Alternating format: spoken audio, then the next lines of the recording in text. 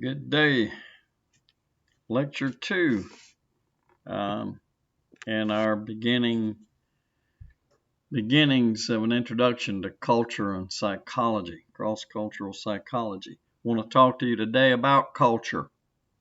Very misunderstood aspect of humanity. I'm going to give you some background fairly quickly and move into some technical terms. I don't know how far I'll get into that. I don't want to tie your time up with these lectures too much, but they're a necessary thing.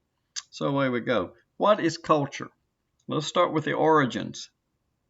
You have to understand where culture comes from in order to have an understanding of culture. And there are a lot of factors. We're going to start with a few of the basics, and some of this might surprise you a bit because people don't think about all these sorts of influences that eventually cause a group of humans to develop a culture. And it starts with very basic things. For example, in the beginning, the environment. Where do you live? The climate that you live in.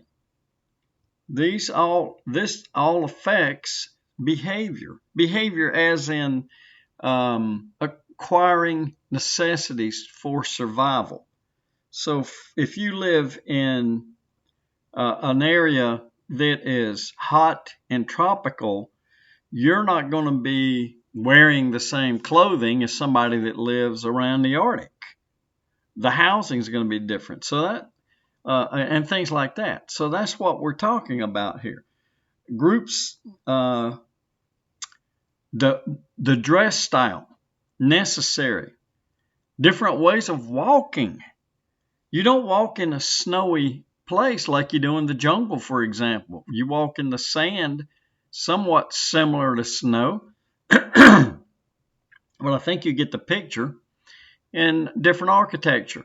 What kind of dwellings do you build in order to keep nature out and keep the warmth in, or keep cool inside? What are the things you do? And this causes things to develop like rituals and traditions. So you have these building blocks. Sorry about that. And from the needs that you have, you develop means to deal with those. There's this odd thing called deviation from temperature climate. And that has to do with the average temperature. I used to live in San Diego. San Diego's mean temperature, the average temperature year-round, 66 degrees. 66 degrees in San Diego feels like mid-70s here for some reason. I can go on the beach, Imperial Beach, California, which is a small town right next to the major city of San Diego, and hang out on the beach in 72-degree weather with an ocean breeze and feel like you do here when you go to the beach and it's 90. It's just the direction, it's just the angle of the sun. So these are deviations from temperature climate. People seek out the easiest temperature to live in. 72 degrees seems to be the average of comfort. That's been around a long time. You set your temperature in your home at 72 degrees year round, you're going to be a comfortable person. Probably. It depends on you, of course, and what age of life you're in. Won't go into that. So this is one aspect. Resources, another aspect. Sorry about that. I got a cold and it's working on me. What is available in the area where you find yourself? The presence or absence of water. The presence or absence of land to grow crops on or to raise animals. Lands void of natural resources will cause people to band together to work for the betterment of the whole community. That's called, they're different cultures. They're two different cultures. We'll talk about those much, much later. but collective and individualistic. Those are the two headings. So collective cultures, teamwork, the work of the team for the betterment of the whole culture as opposed to an individualistic culture. And we'll get into, like I said, we'll get into that much later. A community spirit develops from that. People helping other people, because you need to depend on someone for your survival. They grow animals. They grow animals. Yeah, they raise animals. You grow crops, and then you trade. I'll trade you a pig for a bunch of corn, or whatever the case is. You get it. So this teamwork develops out of necessity.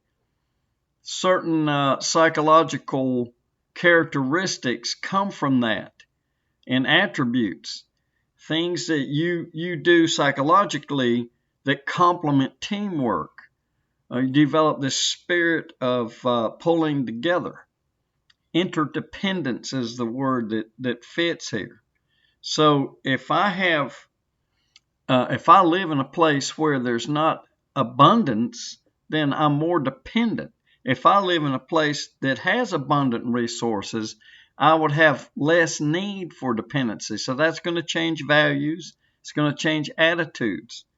Attributes that tend to be related to teamwork don't necessarily exist, and if they do, it's to a much lesser degree in a more individualistic society, or a society where there's a lot of abundance.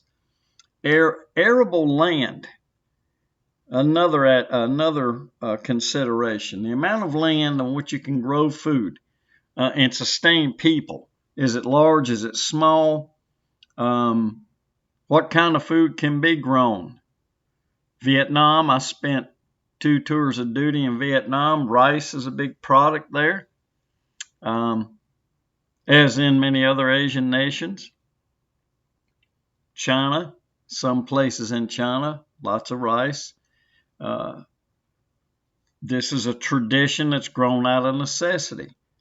The major type of resource influences human cultures. Now, here's one you may not have thought about. Excuse me.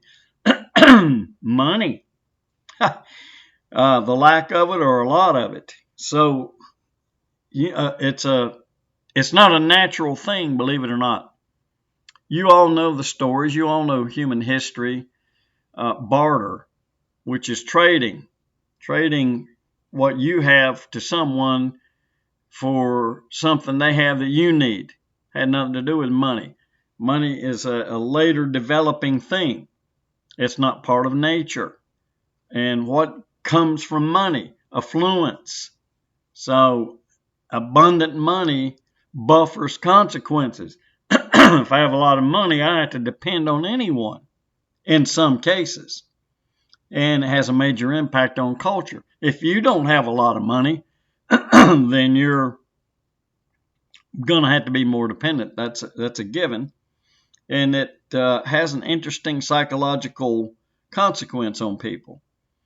You live in less sync if you're in an affluent society than those who live in a non-affluent society, because they have to cooperate. Well, cooperation in affluency is really not essential for survival. I can buy what I need. So going back to what I mentioned a while ago, a collectivist society, a collectivist culture. People do things to better themselves for the betterment of the culture. In an individualistic culture, people do things to better themselves to better themselves. Now, that sounds selfish. It's not. America is an individualistic culture. It's admirable to make something out of yourself in this country in some people's eyes. We don't do the collectivist thing here. We did when we first formed this country out of necessity. You read that in American history. So you need to cooperate to survive. If you're not affluent, if you are affluent, hey, you may or may not cooperate. And cooperate in what? Cooperate in getting and being a part of the community. There are other factors to consider here, and I'll wrap it up with these two. Population density has to do with the number of people living in a given unit of space. What does that have to do with? Well, in a place where there are a large number of people in a relatively small space, you have a denser population. That requires getting along. I need to be able to get along with other people psychologically and behavior-wise, etc. But there's a downside. If I'm getting along just fine, because of the density, there may be a rise in things like infectious diseases. So we're together, we're packed into this place, somebody gets something, and everybody else gets it because of this close proximity. You find this in places like lots of people, and you're going to say, you're crazy, Dr. Dasher. No. Lots of people living in a place like New York. Well, New York is huge. Well, a lot of people live in New York. Hong Kong, I've been to Hong Kong twice. Packed in like sardines. Tokyo, I've never been there. Been to Yokosuka and Sasebo, but never Tokyo. Same thing. Mexico City. Lots of people in a relative to the number of people, relatively small space. So you have all of these considerations, these things that have to be considered in order to survive. And then last in this little discussion, latitudinal psychology. That's a perspective that examines and understands group differences and mental processes and also behaviors. So and this is rather strange, how far do I live from the equator? Why is that important? Because the environment is different. So if I'm living in a latitudinal comfortable zone, i.e.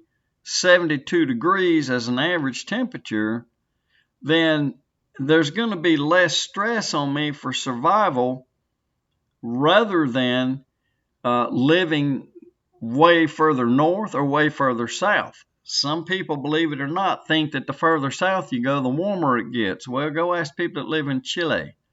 It gets pretty doggone cold there because they're near the Antarctic. So latitudinal psychology. What is where I live doing to my brain in terms of the climate? So it kind of almost always goes back there. Environmental stresses. Harsh, demanding climates cause stress, and they can be those can be buffered by affluence, but it depends on where you wind up in terms of money. So all this stuff is interactive. That's the point I'm trying to make.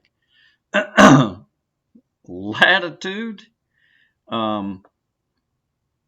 Who would have ever thought latitude would have anything to do with psychology? But it has a great deal to do with it. And that's basically what I wanted to cover. I hope I wrap this into a little comfortable unit for you, just to give you an idea of the basics of culture and how it forms in the necessities thereof. All right, I'll be back with you in the next lecture soon.